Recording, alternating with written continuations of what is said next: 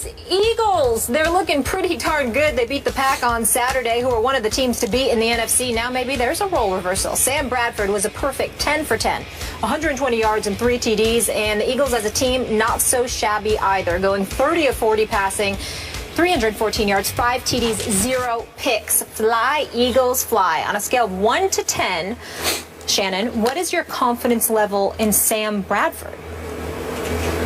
His ability or to stay healthy? Both. To stay healthy or 2?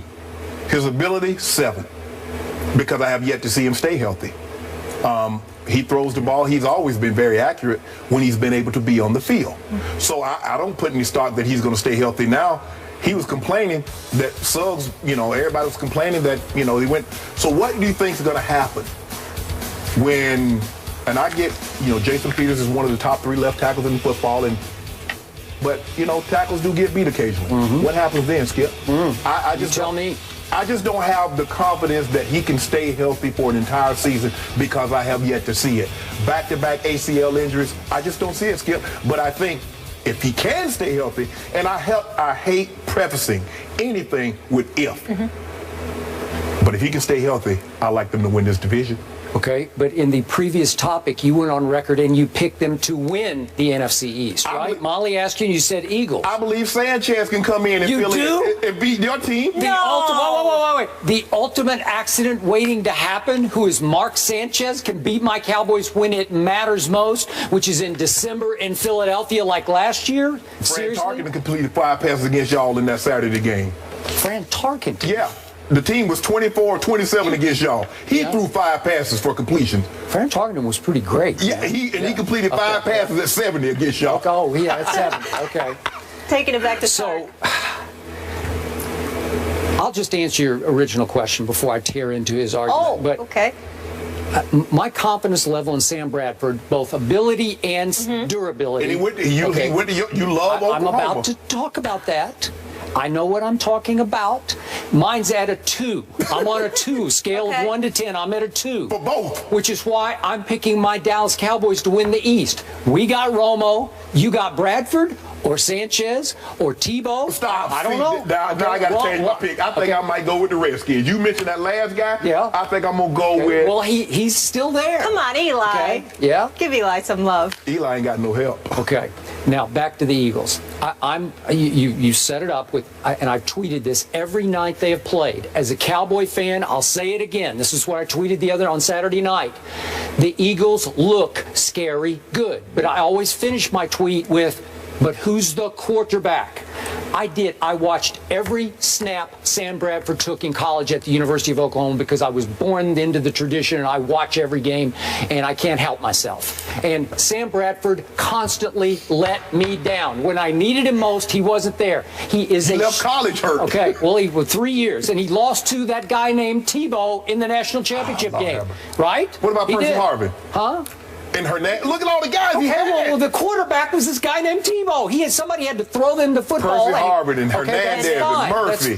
That's fine. But Tim Tebow, remember the speech he gave at halftime? It's the scariest speech I've ever seen. When he looked into the camera, we're going to take the football, we're going to go out there and run it down their throats. And they did run it right down my That was no Churchill speech, okay? Yeah, okay. I think it was. Stop it. By the way, I think it was. What is going on? Okay, so here's my point.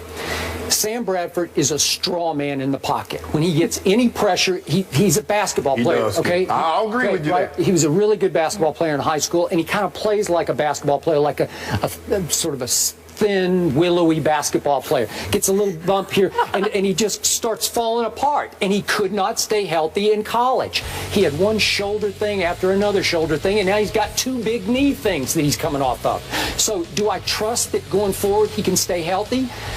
I don't wish it upon anybody, but history tells me going back into college, he cannot stay healthy. And the history of Mark Sanchez tells me he will stink it up when you need him the most. He just will. He always has. I find it funny that you say Sam Bradford cannot stay healthy, but Darren McFadden hadn't stayed healthy. Sean Lee hadn't stayed healthy. They're not quarterbacks, though.